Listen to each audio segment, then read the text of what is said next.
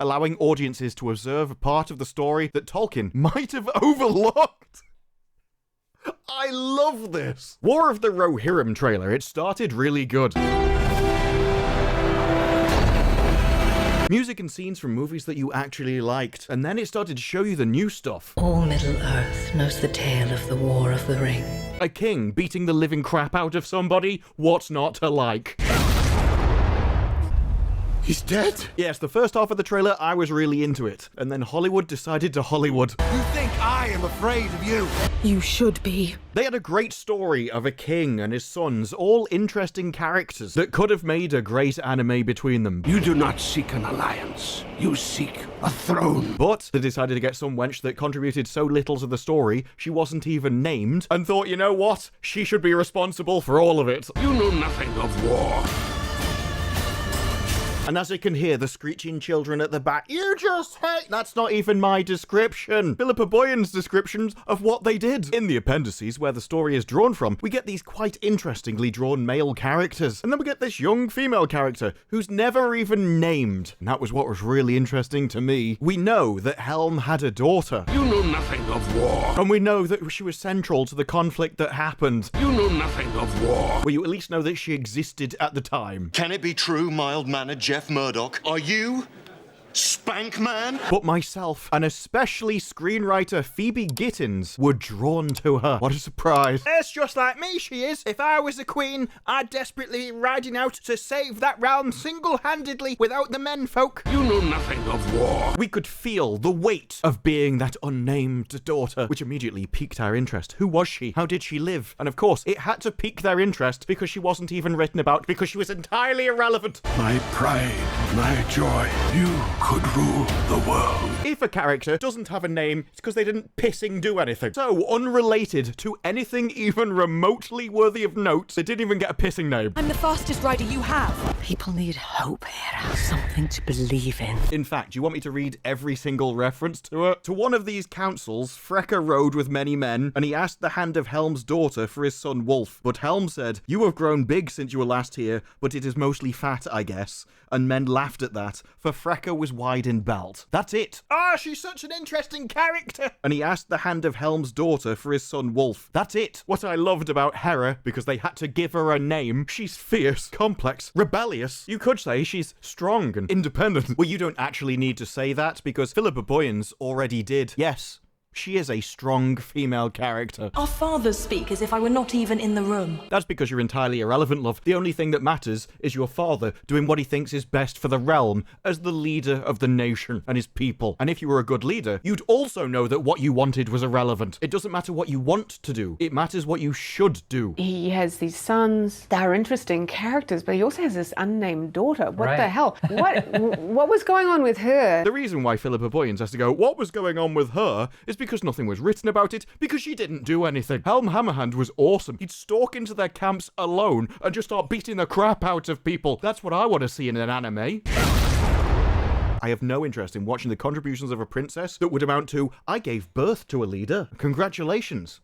Let's make the story about him, shall we? Those interesting sons that she's talked about, the reason she knows they're interesting is because what they did was actually written down. What I really love about her, she's a very real female character, which I think is a strength of what Professor Tolkien did, and we've drawn on that. Drawn on what? You didn't even give her a pissing name, let alone any activities. She's not named in the books, and we do point that out. I won't tell you how, but I do think it's interesting that often women remain unnamed. There's an unnamed daughter in Beowulf, for example. That was immediately intriguing, because they don't do anything. Because if you're telling a story about armies and war, they don't do anything. They're backstage giving birth to the soldiers. That's why in the anime he goes, You know nothing of war. Because why would she? She would never be trained for it, because if she was, she'd lose. Or to put it a different way, she has better things to do. She doesn't need to be held back by such antiquated things as a husband or children. You know. literally the only duty that a queen has, to produce an heir and a spare. Except this Hera, she doesn't care about literally the only thing she was put on this earth to do. I pledge to fight for my king. I'm the fastest rider you have. No, she cares more about swords and warfare, leading armies, and saving the realm. Because of course the sons, they can't do that, but Hera can. You could rule the world. During this inter-family squabble that blows up into full-scale battle, Hera will eventually lead her people, calling on the power of a seemingly long-lost tribe of female warriors. Could have just said they lost. I mean, I'm not about to let a man take credit for a woman's work. the best bit is during my lifetime and Tolkien's, it was the same queen that was leading. And while Queen Elizabeth was basically the member of the royal family that was liked, she wasn't known for her military leadership, let alone finding a long-lost tribe of female warriors. They go around defeating the menfolk with knitting needles. But as she has mentioned that herself and Phoebe Gittins were drawn to this character, maybe we should look into the screenwriters and find out the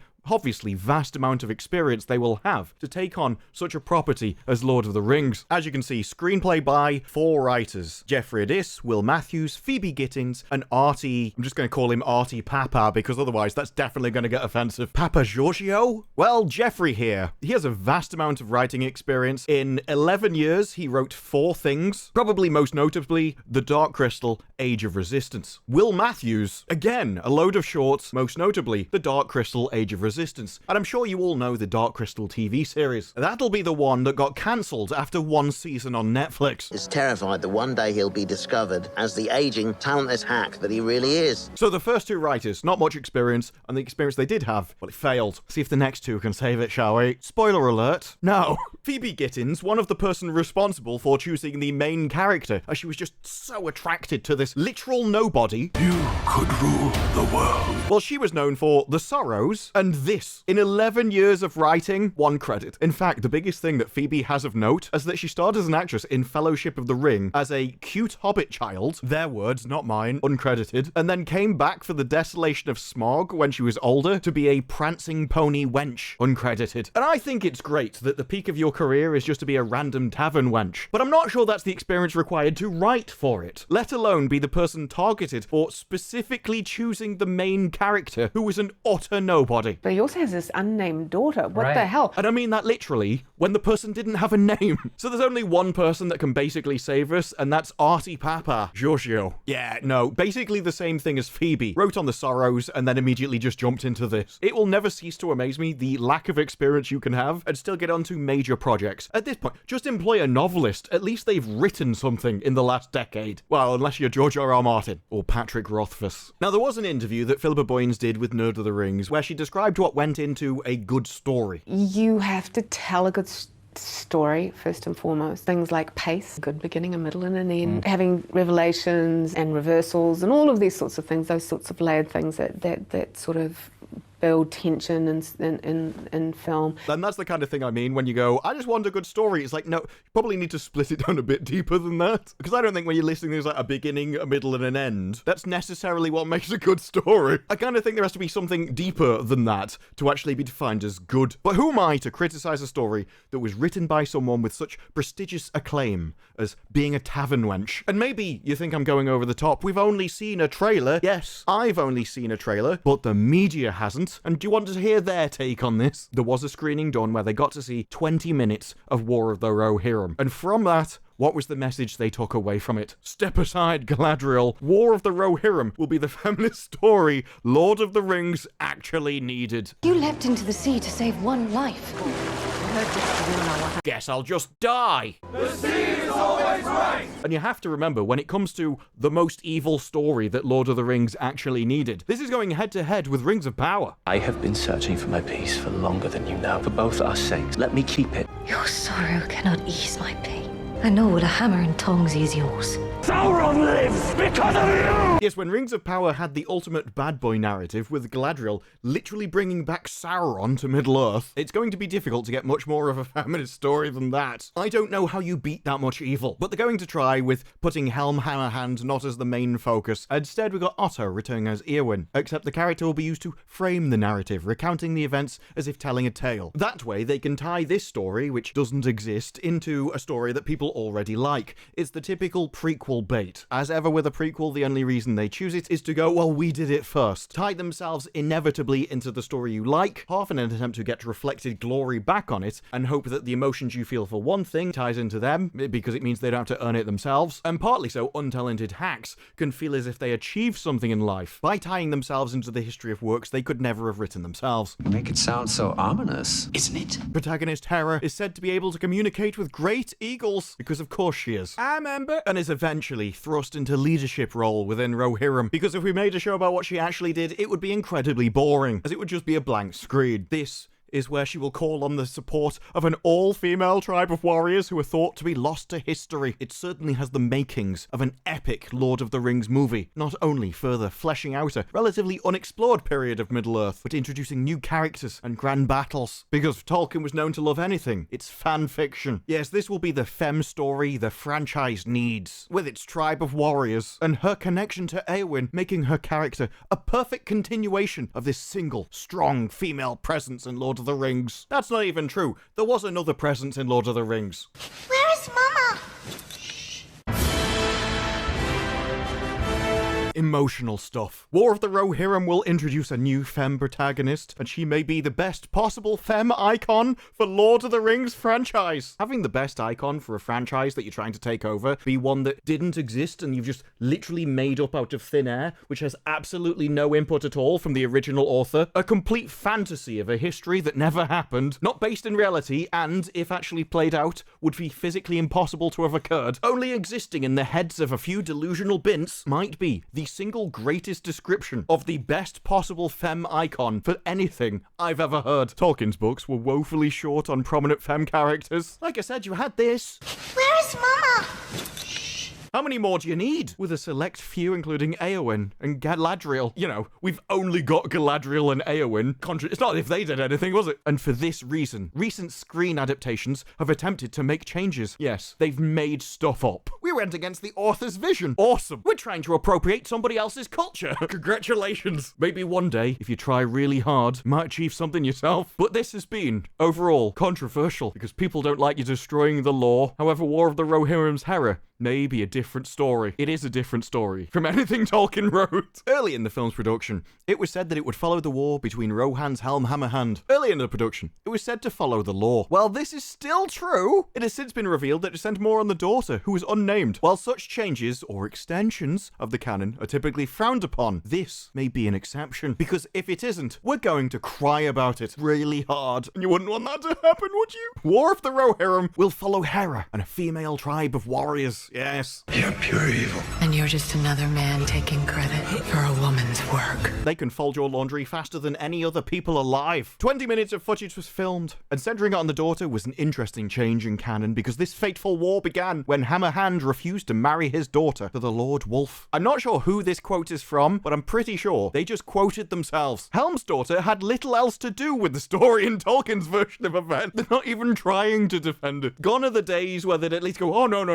Actually, the lore said this. No, in this, it's just, yeah, we're just making crap up now. Hera will now take on a warrior role and would immediately die in her first sword fight. This will transform The Lord of the Rings into a femme story. The franchise desperately needs it. Galadriel may have been controversial, but Hera may be easier to accept. We're gonna get this trash and just start shoving it down your throat. But you know, you're used to forcefully consuming crap by this point, so maybe your neck will have widened. Hera being an original imagining of Hammerhand's daughter may make changes easier to swallow. So because we've entirely made it up and changed everything, maybe you'll swallow it now. Rather than Galadriel, where we just made her a warrior and everyone was like, why though? Why is she using a sword when she could just annihilate them with the wave of her hand? That was more, she could have just been a mage though, bro. But instead you wanted to put her in armor and a sword because you were trying to appropriate a man. So what you did was actually take away from the strengths of Galadriel to make her weaker than she was, just to try and put her in a bloke's role. As someone who become a sort of de facto activist. This was a controversial change. While Tolkien once described Galadriel as Amazonian in the First Age, Amazon has been accused of taking this too far for pandering. And I don't think it's pandering. No, I think it's just that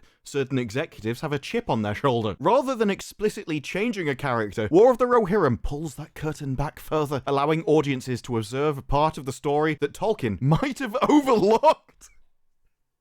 I love this. Can you imagine the author of a story overlooking something? What this is saying is by pulling back the curtain, because he overlooked it, it's that this story always existed. We're not changing the canon. The story was always this. It just kind of existed in the ether. We didn't write it. I mean, Tolkien would have written it. If he had time, if his eye had shone in this part of the story, he would have revealed the innate truth of it that was always there. They're not even acting as if Tolkien created Lord of the Rings, as if it sprung from his mind. No, instead it always existed in the ether. He was just the one who happened to notice it and record it. That's why they can change canon without it being a problem, because he just didn't note down this part of the story, but they're just pulling the curtain back and revealing what was always there. It's not as if they're even writing it themselves. This is just documenting a fact. It's like discovering original numbers. They were always there. It was always true, just nobody had noted them down yet. This is a bizarre way to talk about a narrative, and it's simply so that they can take ownership away from Tolkien and just be like, no, actually, it belongs to all of us, because it's just now just a part of the universe, rather than his story. The expansion of Hera's character might be less upsetting to Tolkien enthusiasts, since giving her a name and warrior-like role doesn't technically contradict anything the author wrote, because he didn't write anything about her, because she was entirely irrelevant to everything that happens in the world. Under this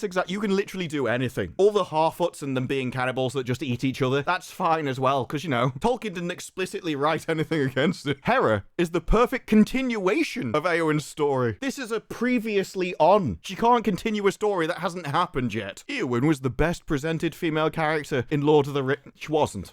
Where is Mama? They only think that because she took on the role of a man. Mother, children, hiding in the tunnels with the children to guard them, just in case the orcs break through the men. Oh, no. All the other women in the world that literally birthed the people into existence. Nothing. No. If you're not riding out in a sword, do you even exist? Miranda Otto, who played the femme, chip on their shoulder, I'm telling you. The only way they have to judge themselves is by male standards. If Aragorn can do it, well, I'm worthless unless I can as well. That is literally the only standard. This creates an exciting level of cohesion between War of the Rohirrim and Lord of the Rings, and should ultimately result in a far more effective femme story than Rings of Power could muster. Or we hope this one isn't as crap as that one. I mean, yes, we did ruin one because, you know, we got involved in it and shoved our message into it, and so it ended up being a story that Tolkien would have despised. But, you know, we're going to do it in this other property. It's going to work way better, we promise. With Tolkien being such a fan of fan fiction and so protective of what he wrote, I would just love to see him just read an article like this, have his own work talk as if he didn't even own it. He didn't even write it. No, he just documented down what already existed in the universe and going, you know, this one's fine because he didn't write about it, so we can. It's ours now. I think one of the most interesting letters that could possibly be written is exactly the kind of highbrow put down he would give that. And honestly, all of this is a shame because, like I say, the start of the trailer was great when it focused on the characters that actually existed. It was great. It was just the bias and the ideology, the mental obsession driven by just envy and spite that exists in Hollywood today. That's what ruins it. They will literally step over all of the good characters to find one that goes, no, that one's me, that is, I want to be in it. And in doing so, rather than create a narrative that Tolkien might have overlooked, you create one that is never meant to exist. And as this one is written by clearly inferior people, you only have to look at their credits for that. Then you find out why the second half of the trailer exists. It really was a bait and switch. We started with the movies that people liked, and then we led into the actual story from Tolkien that was good, and then we just jump off the deep end into what rewrote, and everything goes immediately downhill in the trailer. It doesn't even feel like the part of the first story, because you can tell by the lines that they use and the way that they speak. And so while I had high hopes, I like the animation style. I just think if it was written by better people and focused on the actual interesting characters like Hammerhand himself, you could have had a genuinely great addition to the universe. But I really don't think it's going to be this. And I think the media agrees. But those are just my thoughts. What are yours? Let me know down in the comments below. Like the video if you like the video. Subscribe. More videos like this in the future, and I will see you in the next one. Bye-bye.